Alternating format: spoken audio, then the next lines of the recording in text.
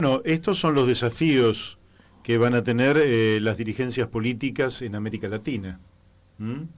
Definir qué modelo vamos a seguir, porque no hay más lugar para la improvisación. Está claro, para los que tengan dudas, que no existe el modelo neoextractivista progresista, ¿sí? Que es lo que este gobierno parece estar planteando. Es un modelo extractivista y como tal sostiene una estructura neocolonial. Efectivamente, sobre todo porque no se define en la Argentina de manera autónoma y soberana, sino que lo definen los intereses económicos extranjeros.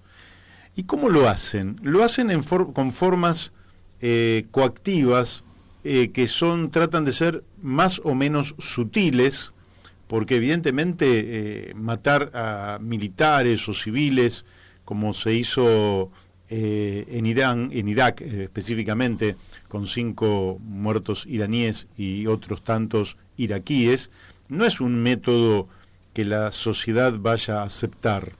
Entonces los métodos terminan siendo un poco más sutiles.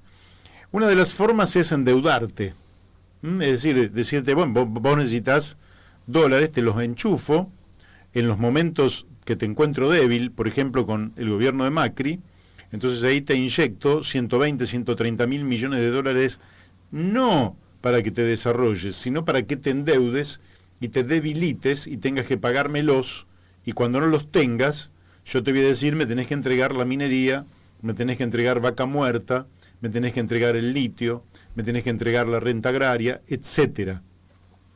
Entonces, los mecanismos a partir de los cuales Washington o los Estados Unidos imponen sus condiciones son un desafío para las dirigencias políticas. ¿Por qué? Porque en la medida que las dirigencias políticas cumplen este mandato del sistema, del poder político de los Estados Unidos, la calidad de vida de los pueblos desciende. Entonces, cuando desciende la calidad de vida de los pueblos, esos mismos políticos pierden respaldo electoral y se caen. Acá tenemos varios ejemplos. Entonces, pierden el respaldo electoral, sí, los recambian, ponen otros, pero de todas maneras, en el marco de esta imposición de Washington, a través de los organismos financieros internacionales, el FMI, el Banco Mundial, el BID, bueno, se hace muy difícil mejorar la calidad de vida y se hace muy difícil la construcción de poder político. Entonces las democracias no terminan consolidándose y las consecuencias están a la vista, cada vez más pobres, cada vez más marginales, cada vez más excluidos, cada vez más miseria, cada vez más dificultades para las pymes, cada vez más dificultades para los pequeños y medianos comercios, cada vez más dificultades para los profesionales, cada vez más dificultades para los pequeños y medianos productores agropecuarios, cada vez más dificultades para todos, y entonces se genera una sensación de frustración. ¿Cómo se resuelve eso? Con creatividad, es decir, diciendo, bueno, lo que tenemos que hacer, estos datos de la realidad existen. El político no puede sustraerse a los datos de la realidad. Se reclama ser realista, conocer cuáles son las limitaciones de un tiempo histórico y cuáles son los condicionantes.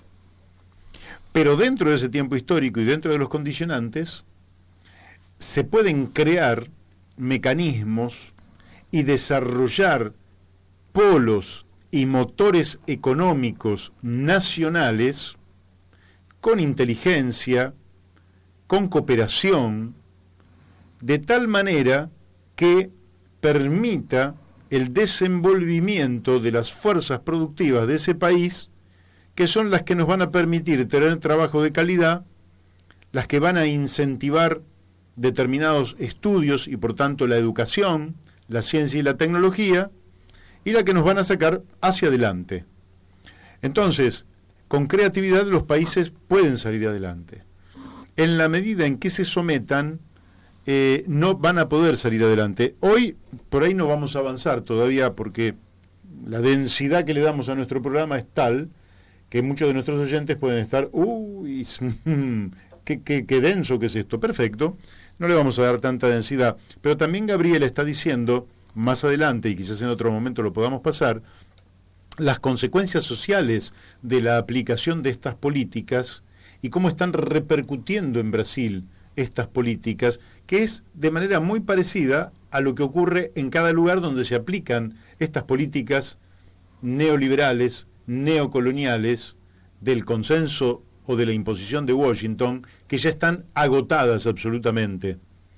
Lógicamente, que si usted quisiera traer de la década del 30, del 40 o del 50 las medidas con las cuales va a resolver los problemas del 2020, no va a tener éxito. Hay que crear las respuestas del 2020 y para eso es el desafío de las fuerzas populares. Yo tengo el mejor de los deseos de que a este gobierno le vaya bien. Pero tengo mis dudas, porque en el marco del neocolonialismo, de la factoría colonial o del espacio geográfico destinado al saqueo y a la contaminación, es muy difícil tener éxito. Si no se cortan esas cadenas, es muy difícil tener éxito. Masitelli, ¿cómo se cortan esas cadenas? Bueno, mire, dentro de la legalidad, por ejemplo, auditando la deuda externa. Mire usted, el pueblo argentino se entera quién se robó la plata de la deuda. Mire usted qué notición. No, eso está guardado bajo 7 llaves. Sí, está guardado bajo 7 llaves, pero lo podemos conocer. Si un gobierno decide que el pueblo lo conozca, lo podemos conocer. Lo que pasa es que lo que usted tiene que tener seguridad es que ninguno de los nombres que va a aparecer a la luz pública de los que especularon y se robaron con dólares baratos la deuda, que la fugaron ese dinero, usted tiene que estar muy seguro de que ninguno de esos nombres le puso un peso para su campaña electoral. Eso es muy importante, porque si no usted se resguarda y dice, mejor no revisemos nada.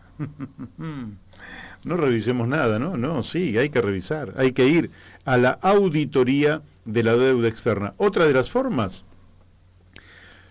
muy sencillo. Así como en el Tratado de Versalles, allá por 1919, después de la Primera Guerra Mundial, se le impusieron condiciones a Alemania que muchos comprendieron que iban a ser imposibles de cumplir y que iban a ser el preámbulo de otra guerra, ¿verdad? A la Argentina se le impusieron condiciones.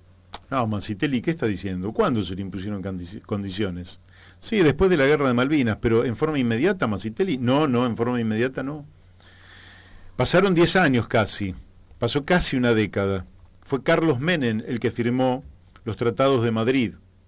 En esos tratados de Madrid, que en algún momento los vamos a profundizar en este programa, en eso es el acta donde Argentina asume la derrota frente a las potencias coloniales y se compromete a cumplir el mandato que le impone la potencia colonial que ganó la guerra de Malvinas, es decir, Inglaterra, socia estratégica de los Estados Unidos.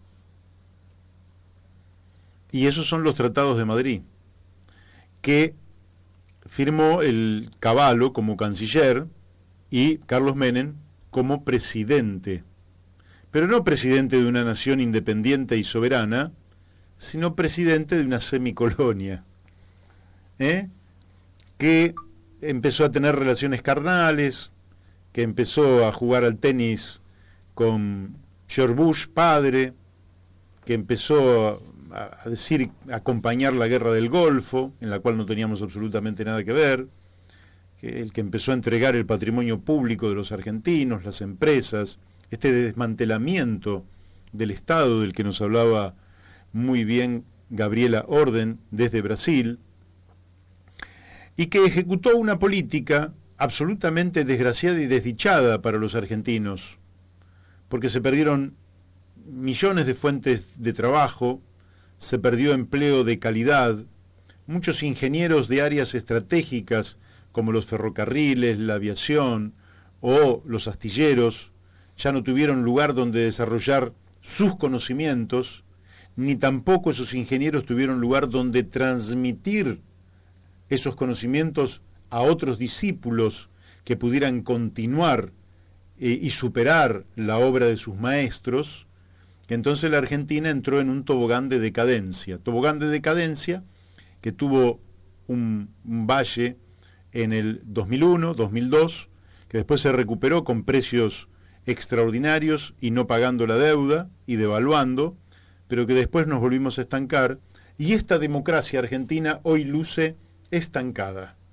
El desafío es sacarla del estancamiento. Y ojalá tenga éxito este gobierno. No lo tuvo Cristina, no lo tuvo Mauricio, ojalá lo tenga Alberto. Lo llamo por sus nombres para que no se piense que yo tengo alguna inquina contra las personas. En absoluto, no hay ninguna inquina contra las personas.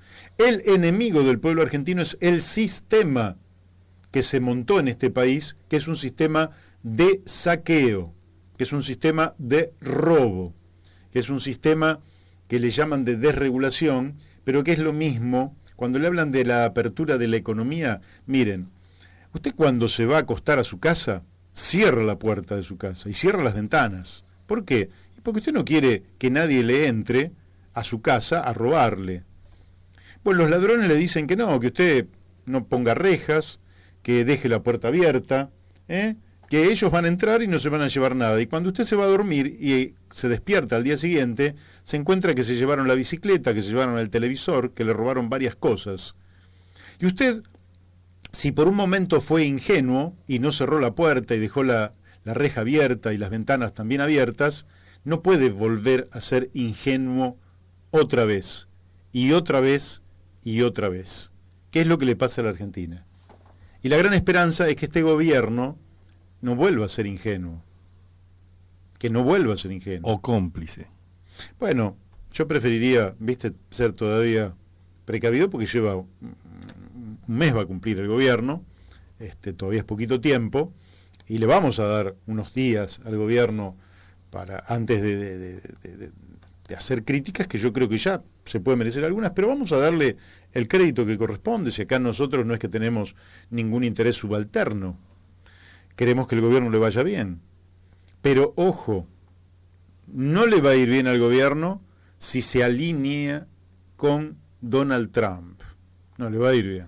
Yo sé que el gobierno ha tenido algunos comportamientos interesantes, sobre todo en sus relaciones en América Latina. Aplaudo al gobierno por haberle abierto las puertas a Evo Morales y al vicepresidente de Evo, Álvaro García Linera. Aplaudo al gobierno cuando mantiene cordiales relaciones con Andrés Manuel López Obrador en México, de la misma manera que su relación con España, donde se ha vinculado a los partidos progresistas. Y así podríamos reivindicar alguna de las cosas, pero